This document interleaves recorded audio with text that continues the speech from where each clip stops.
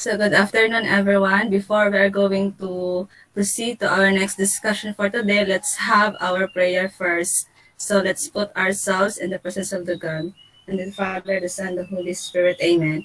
Almighty Father, thank you for giving us another day. Thank you for giving us good health and blessings. Thank you for your protection and grace, and help us to focus our hearts and minds for today's discussion and inspire us by your Holy Spirit as we listen to the reporters today, and guide us by your eternal light, and always keep us away from danger. We ask all this in the name of Jesus. Amen. So good afternoon.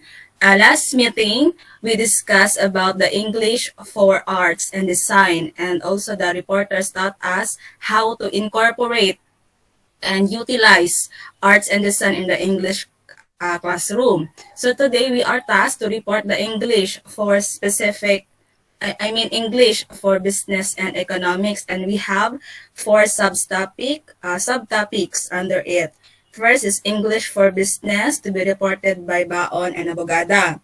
ESP, or English for specific purposes for secretaries, to be reported by Bores and Bosaco. English at the bank, to be reported by Andilab, and strategic delivery for business English presentation, to be reported by Vaquero and Abreu.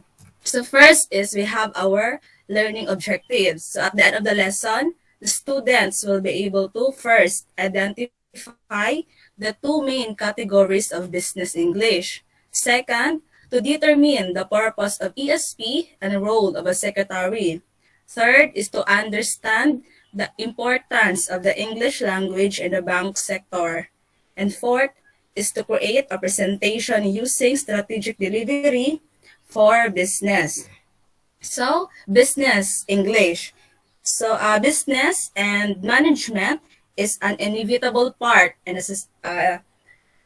the society, since businesses bring development and globalization for our country. And since English is primary source of the language, it becomes the ideal or preferred language in the business sector.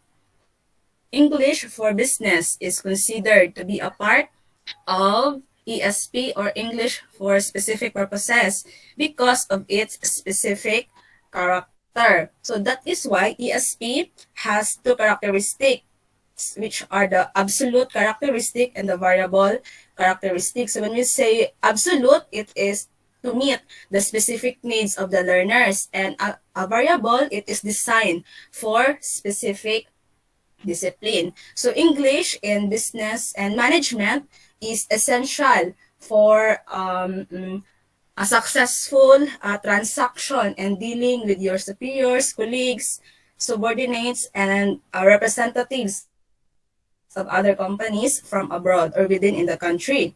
So as such, business English is the kind of English typically used in, for example, in business meetings. So business meetings is a gathering of two or more people for the purpose of making decisions or discussing company objectives and operations. It is also used in sales presentations. When we say sales presentation, it is a presentation that aims to persuade your customer to purchase your product, or a kind of presentation that aims to persuade your investor to invest in your business. And it is also used in negotiations. It is a discussion that aims for reaching an agreement, like negotiating. And it is also used in business correspondence. When you say correspondence, it is an exchange of information in a written format. So for example, mga job application letter, all types of business letter. So it is also used in business reports. So when we say business reports, it is a collection of data and analysis that helps to make relevant information easily accessible to a company. And lastly, it is used for executive summaries. It is a short document that summarizes a longer report, or a longer proposal, in such a way that the readers can rapidly become acquainted with a large body of material without having to read it all. So business English is normally seen as a specialism within teaching and learning English. So it is studied by many non-native English speakers who wish to do business with English-speaking countries or with non-English speaking countries using English as a lingua franca. So I know you all know you are all familiar with the lingua franca. It is the common language that are used by two different speakers. So English become a lingua franca not just in the business sector but also globally. So according to the study, at least 75% of all business communication worldwide is between non-native English speakers. So business English is therefore considered as being essential for all people who wish to work in any areas of business. So in fact, there is no globally definition of business English, but it tends to fall into two main categories, the vocabulary and the functional language. First is the vocabulary. It is the study of words or terminology of business management and economics. So many of the English words used in business are specialized and would not be understood even by many native English speakers. But the part of studying business is to study the vocabulary of business. Especially, there are words that are used in business industry, like in banking, investment, import, export transactions, and many others. So here I have here the examples nouns.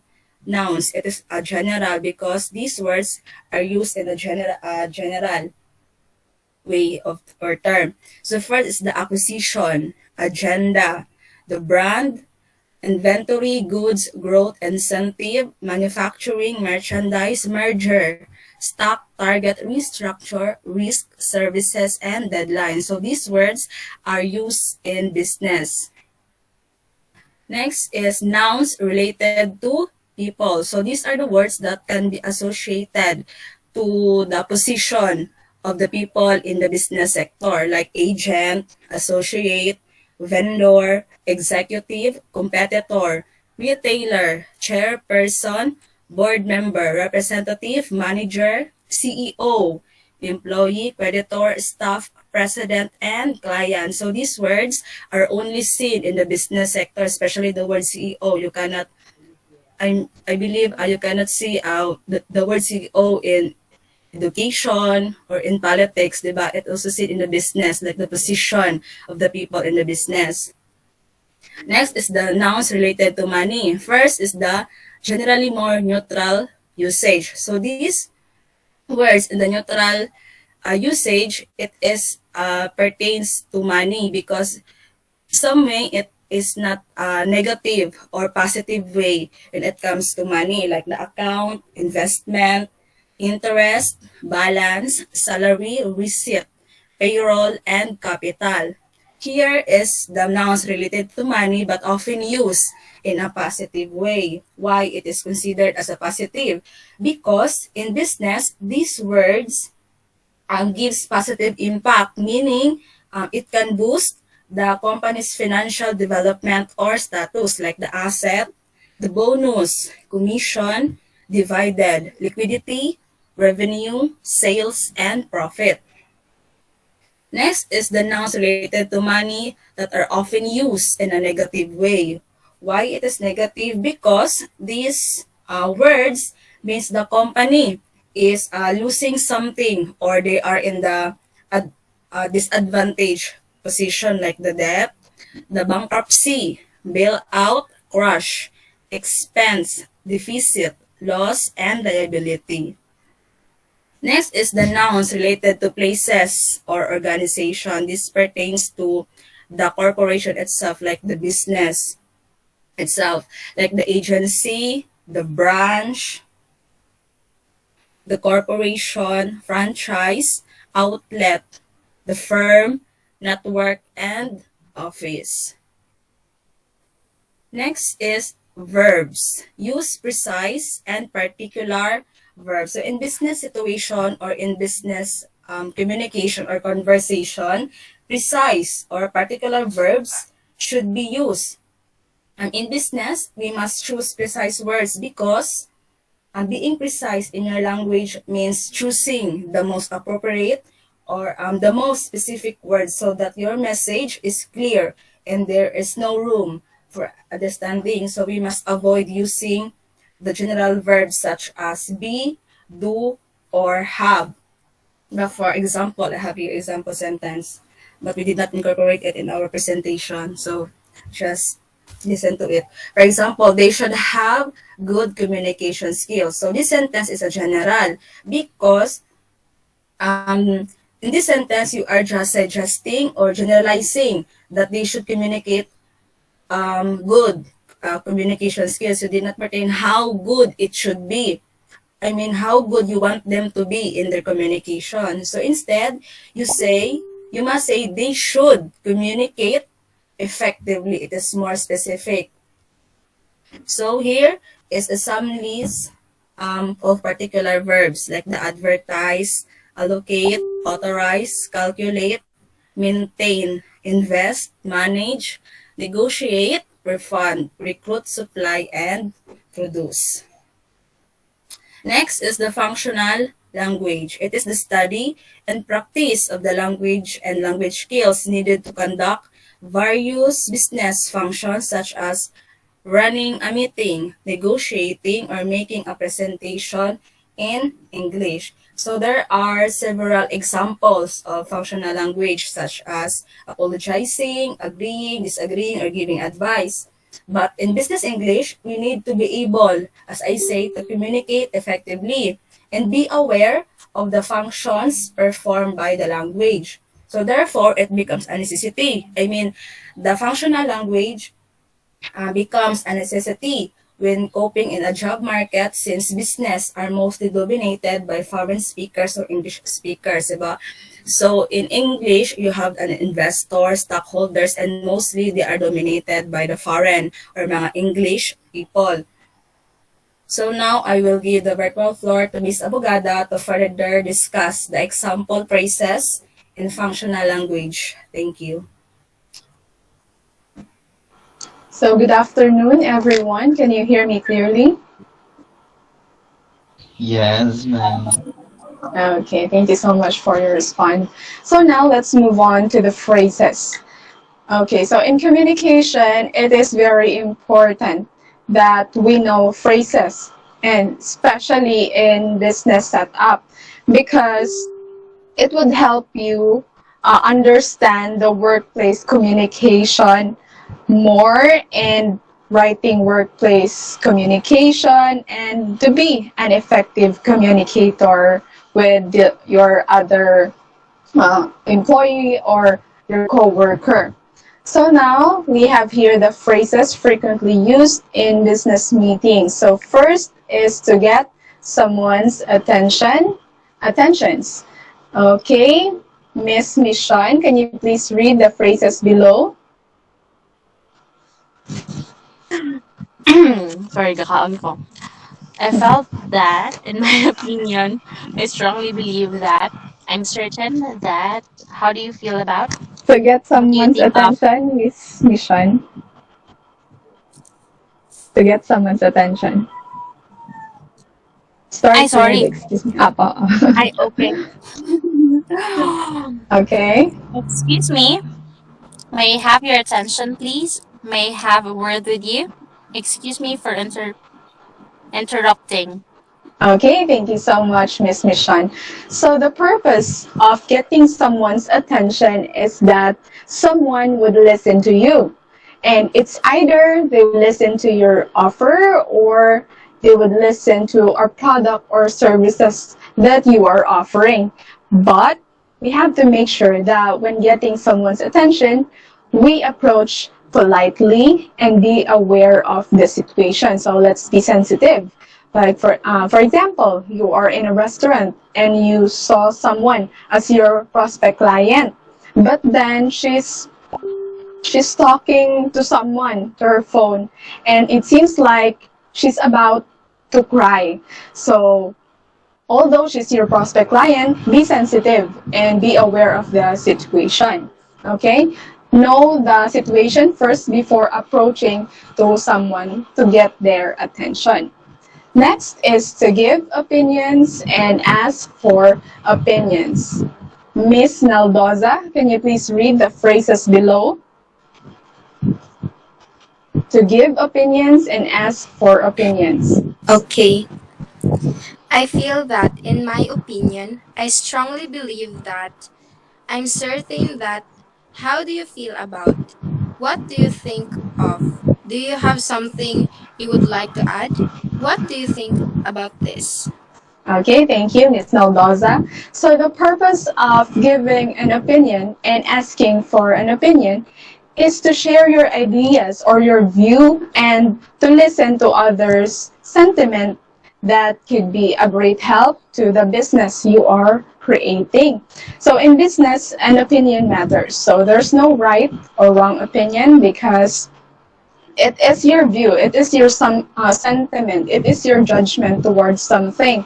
So we should not be afraid of what would other people think about our opinions, because after all, it is just our view, our sentiment, and an opinion is not necessary to be based on fact.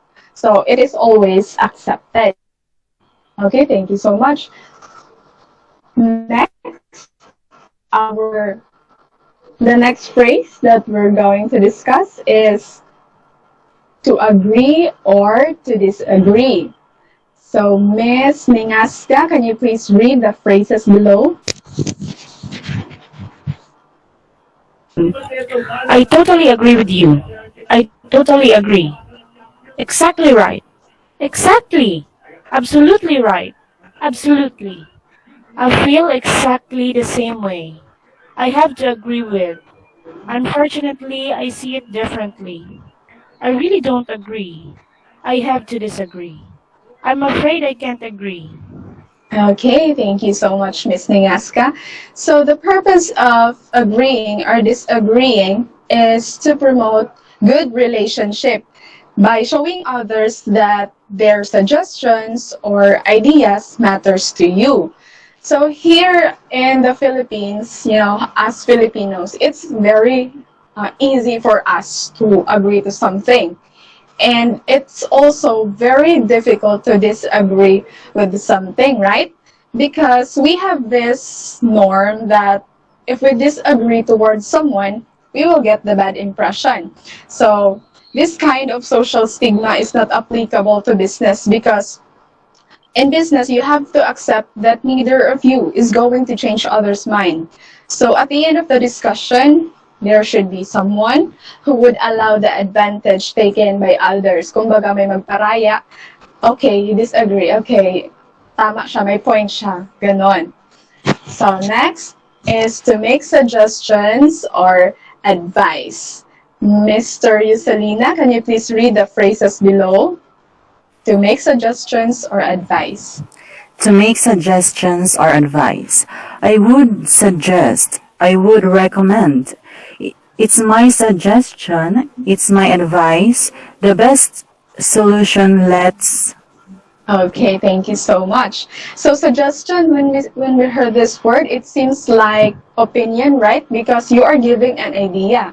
Okay, so let me tell you the difference of opinion and suggestion. So when we say suggestion, it is an idea that you propose to someone, while an opinion, it is an idea of your view, of your judgment towards something. And an opinion is always accepted, and a suggestion can be accepted or rejected, because just like what I've said, suggestion is an idea, that's something you propose towards someone. So you can use these phrases like I would suggest, I would recommend, it's my suggestion, it's my advice, the best solution, let's. Okay, I hope that's clear to you. Next slide, please. Okay. To make or ask for clarification. So, Miss Yap, can you please read the phrases below? To make or ask for clarification. Let me spell it out. Is it true that? Have I made that clear? Let me put it another way. I just like to repeat that. Do you mean that? What exactly do you mean? Could you explain how it? Get the details. May I please get the details? Okay, thank you so much. So when we are clarifying something, it is asking for elaboration, right? And a more detailed information from the speaker. So for example, you have this high position in a company and you're asking your assistant to do this, to do something. So you're giving instructions to her. So to make clarification that she get all your instruction, you could say, have I made that clear? Have I made that clear to you? Are my instructions clear? So from the word clarifications, clarity, to ask for the clearness of something or asking for certainty of something. Next is to make a request for information. Ms. Cabanlit, can you please read the phrases below? Okay, so to make a request for information, I'd like you to. Would you mind? I wonder if you could tell me. Could you lend me a hand with? Could I please? Okay, thank you so much. So the purpose of making a request for information is by making an action or order for you. So for example, would you mind to answer my messages? It's just very important. Or you could use the other phrases like, I'd like you to, I wonder if you could tell me, could you lend me a hand with, could I please? And just don't forget that, please, if you're making a request or if you're asking a request, ask politely. That's always, ask politely. Okay, next slide. Now we are here in the professional etiquette in business negotiations. So professional etiquette makes communication and negotiation easier. So these are also your guidelines or the guidelines of the business person about the proper manners in business situation for the business success. First is be punctual. I know you're all familiar with the proverb, an early bird catches the worm. An early bird catches the worm. Do you have any idea about this proverb? Can you explain it further? How about Mr. Cataros?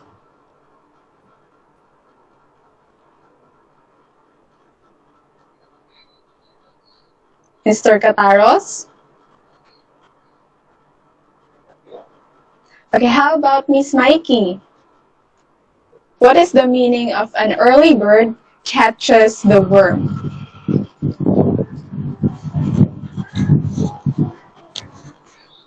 Wait lang.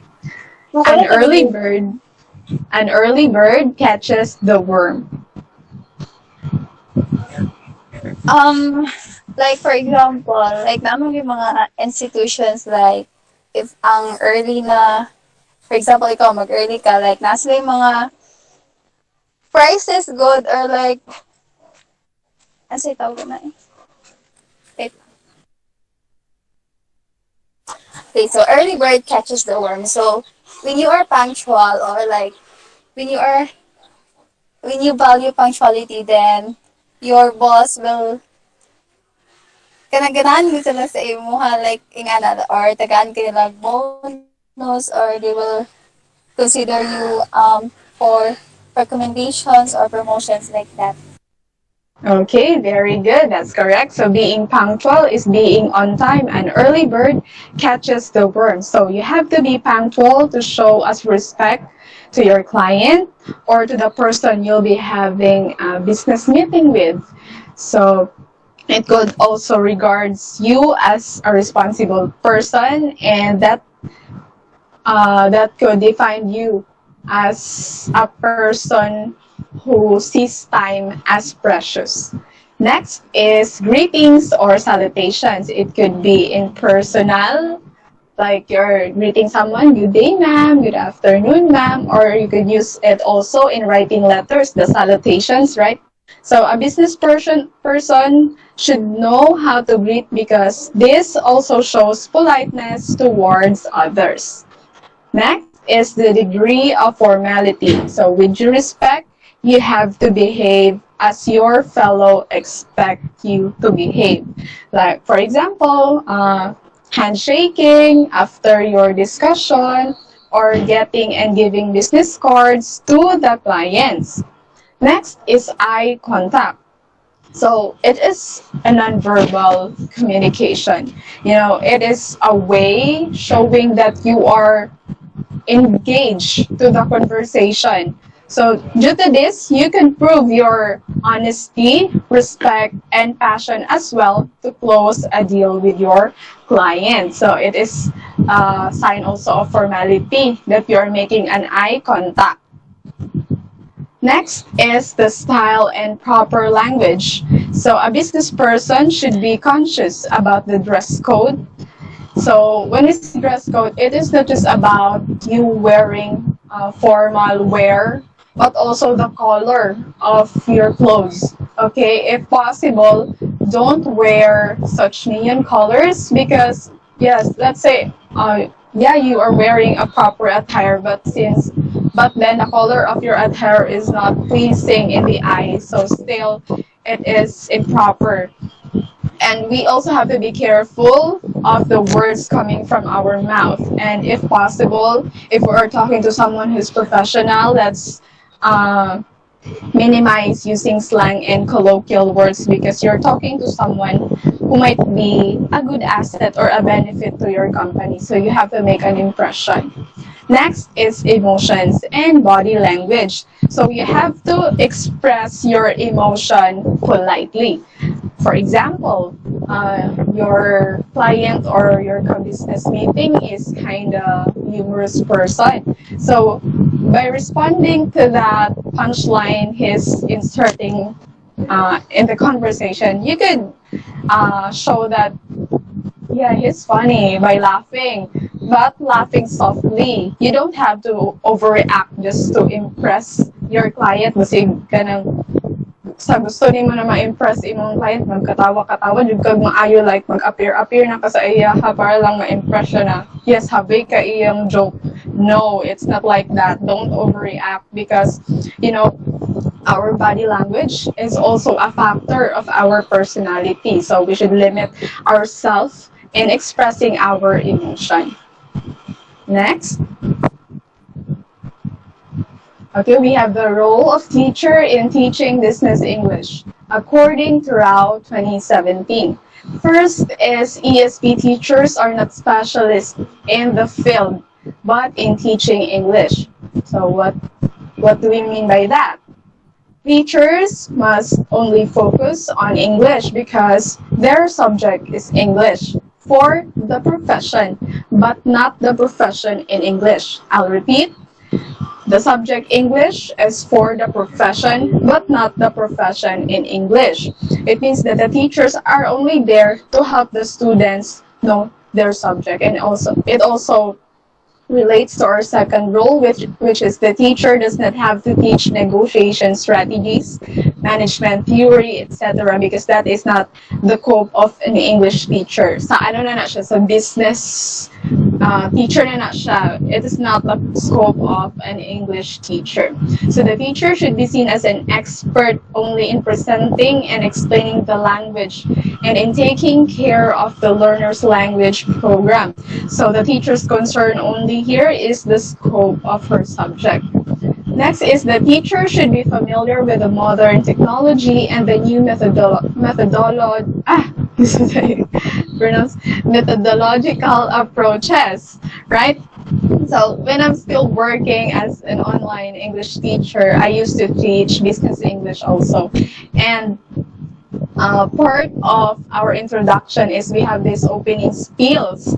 And part of the opening spiels is doing the technical check bitaw. So pag naana ang student sa class, nagsulod na siya sa class, then we can say that, "Hi, welcome to my class. Can you hear me clearly? Am I audible to you?"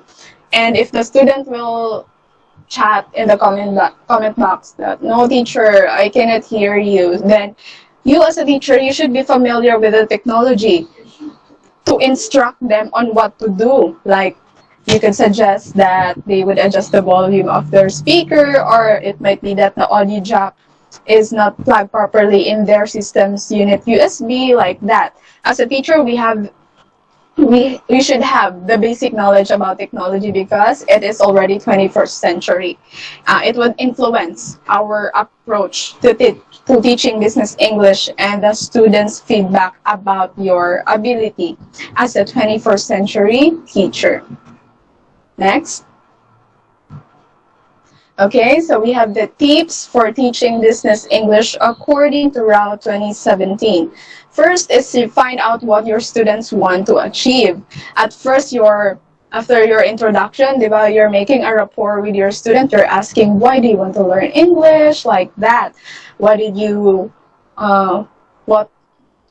motivates you to learn English? And with that, you will know their reason why. So you will also know what to achieve in that lesson or in that class. So it could be in writing, in English, speaking, reading, pronunciation, or the students do they want to learn expression, like that. Next is to get a clear idea about the context in which learners use English.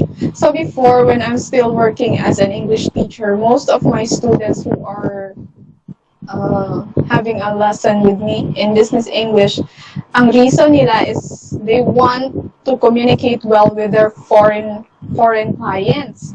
So if that's the situation, for example, your student is a businessman, so they have this foreigner client, so it's a good idea to do research also about the cross-cultural communication and finding out how people from different backgrounds do business. Next is be business-like but keep energy levels high. So you must show punctuality also, observe dress code, show your professionalism, and following the etiquettes in business is also very recommendable. And when we say business-like, it is something that you are driven or you're focused with your goal and you are serving your purpose as an English teacher, which is to teach English in business. So there are also times that the students want to have a free conversation. They want to have a discussion with you with any decent topic with a teacher. So it is more on learners talking. Therefore, the teacher must be a good listener as well and make conversation interesting between you and the students. But in the middle of the conversation, you also have to make sure that you're observing the student's ability. But for example, while you're having a conversation with your student, you're listing down the words that he or she mispronounced or the ungrammatical issues. And when it's almost time, then you could give a feedback which the learners could take to improve and to enhance their English skills. So that's just based on my experience before. And lastly, you have to choose your materials wisely. So the most important materials or resources we could use is the learners themselves in order to create original ang outcome, an authentic outcome. So you must use the materials from their working lives, yes, which are the things that they need to further understand. For example, making reports through PowerPoint presentations. What else?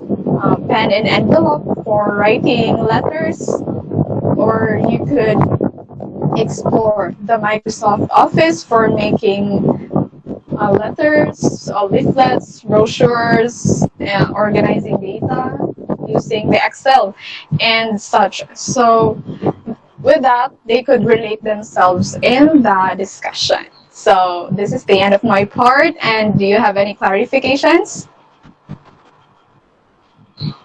Any clarifications, guys? Any questions? I guess none, because silence means yes. I mean silence means no. Nagbago na. Okay, I guess there's none. Thank you so much for listening. Next reporter, please. Hello. Good afternoon, everyone. So next is the ESP, English for Secretariat. So English language is one of language which is necessary for human life in this world. We cannot deny that almost all of countries use English language to communicate with the other people. English is used in many parts of the world because at least a few people in community know the language. By knowing and being able to use English, it will make our life easier to survive because we know that almost all of the things in this world always have relevance with English. So ESP, English for Secretary, ESP stands for English for Specific Purpose, which sphere of teaching English language, including business English, technical English, English for medical professionals who are going to use it. The main drive behind the introduction of ESP was practical rather than theoretical. With the rapid increase after the war in the importance of English for education, technology and commerce, increasing numbers of people around the world needed to learn English for clearly defined reasons such as reading academic textbook or transacting business. It is according to Hutchinson and Waters 1987. So we have here the target group, which is the English for Secretary. So I will be discussing about their responsibilities. So what are the responsibilities? Their responsibilities are distributing information through using telephone, email, or mail. Next is writing some kinds of letter, invitation, and memo correctly. Next is arranging the meeting. Next is managing received guests. And lastly, giving a presentation. So that's okay. That's it for my report, and Mr. Bisaco will explain further about the responsibilities of the secretaries. So good afternoon. For the continuation of the report of Ms. Morales, I'm going to discuss the following responsibilities of a secretary. So, number two, translating the duties into communicative needs in order to be able to do these responsibilities. A secretary most has language ability. So, language proficiency of an individual to use language with a level of accuracy that transfers into meaning in production or and comprehensions.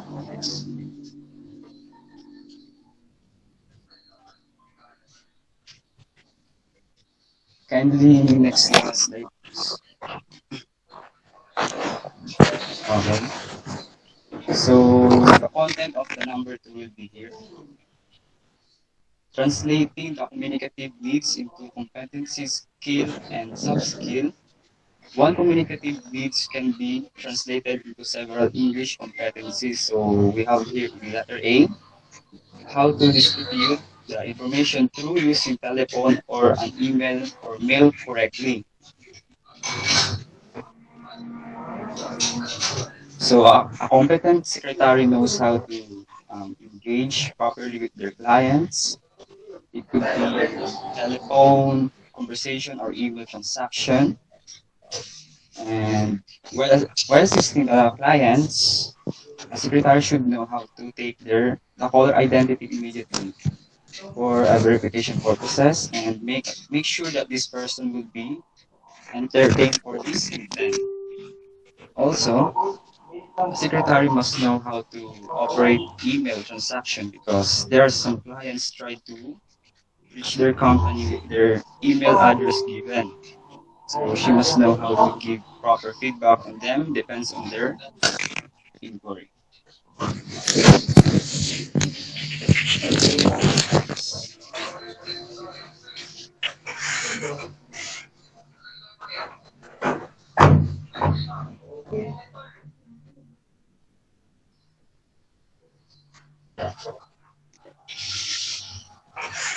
Ay, no, no, no, no.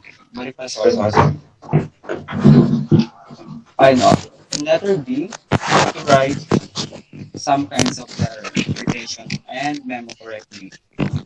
So we know that the task is on our. So we know that this Hey, task often naka-on takes yung mic, place. Teya.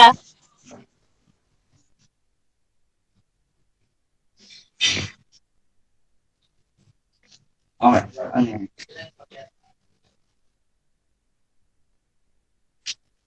So we know that this task often takes place for a secretary. They usually doing this to address someone. Therefore, a secretary she must be aware of different kinds of letter because in a company there's a lot of business transactions occurred and they receive different letter in a week. So it could be a business letter, inquiry letter, or order letter, or complaint letter, so that she knows how to take response on it accordingly based on the concern. With that said, she must be also know how to make one of these letter in case they are intent to make a deal with other person or a company or business, whether it's an invitation or memo letter. And it should be done in a nice way to encourage other dealers to engage with them. So in letter C, how to arrange the meeting. So in this part, a secretary can organize a meeting, like what should you prepare before it will start, and a secretary must be aware about the schedule, like when it will happen, what is the time of the meeting, or if they are available on that day, and or they will or there will be a representative will attend for the report. A secretary must understand the materials for the meeting. So, for example, in presentation, she could be able to operate. She has a knowledge in using different types of materials to be used, so that if there's a technical problem, she could be able to fix or find alternative way to present. And also, a secretary can make a note about the meeting. She needs to take note of the important details during the meeting to avoid misinformation. And after that, she needs to make a report about the meeting result and distribute the information to the other staffs because she's the first one who knows to, she's the first person who knows what's going on the inside of the meeting. So it's expected that the information coming to her must be inaccurate. So in letter D, how to receive the guests. So a job of a secretary must know how to use. A secretary knows how to use greeting with their guests, like saying hello, welcome, welcome, good morning, and hello and good afternoon, and welcome or introduce yourself. For example, great to meet you. I'm Kit. How may I help you? And also uh, doing leave taking as well by saying thank you for doing business with us, and we look forward for working with you again. And a part of a secretary should know is to guess the purpose of uh, the no no. A secretary should know the guest purpose and entertain them accordingly. And a secretary should communicate appropriately to have a better negotiation that would lead to a better result. And in letter E, how to produce presentation. A secretary must know how to apply software of presentation, such as a PowerPoint presentation or Excel and other types of software, because in this part, the slide of presentation should arrange in order to avoid vagueness or misunderstanding to their guests and to make a presentation more successful and understandable. So in number 4, um, kindly next please. Wala na. Okay, so that will be for our report in ESP. Thank you for listening.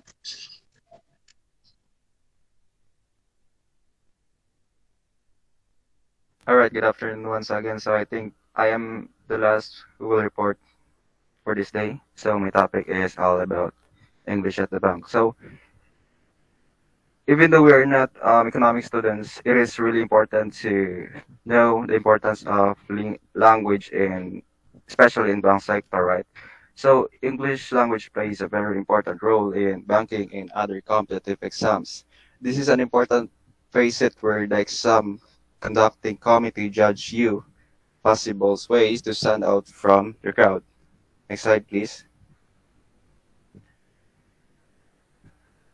And now let's define what is bank. So a bank is a financial institution licensed to receive deposits and make loans. Banks may also provide financial services such as wealth management. So in next slide, please. So in the next slide, um, we can see the importance of English in bank sectors. So English for economic banking is this is a necessity for of modern business world in various fields.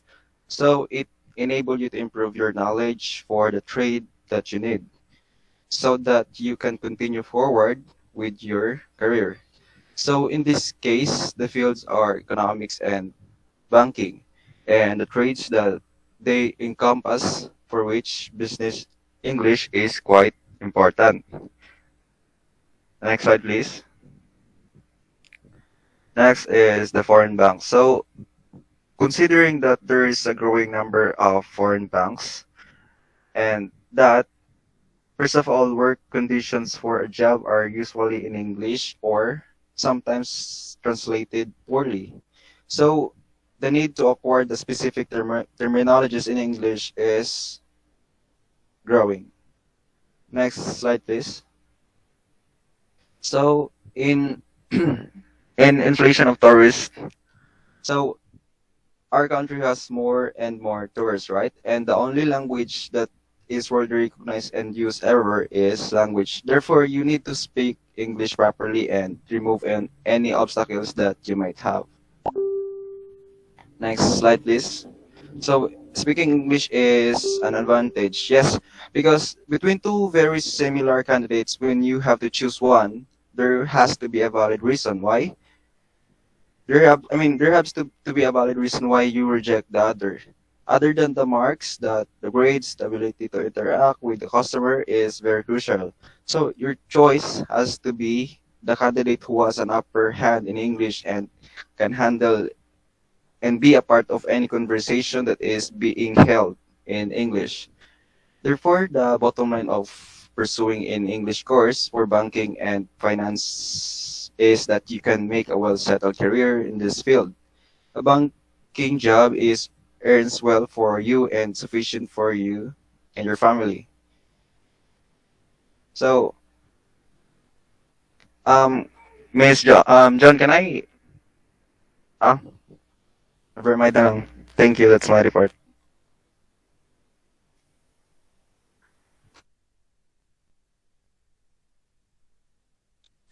So hello guys. Hello. I had. Laban. So yes. So now let's proceed to the strategic delivery for business English presentation. So next slide, please.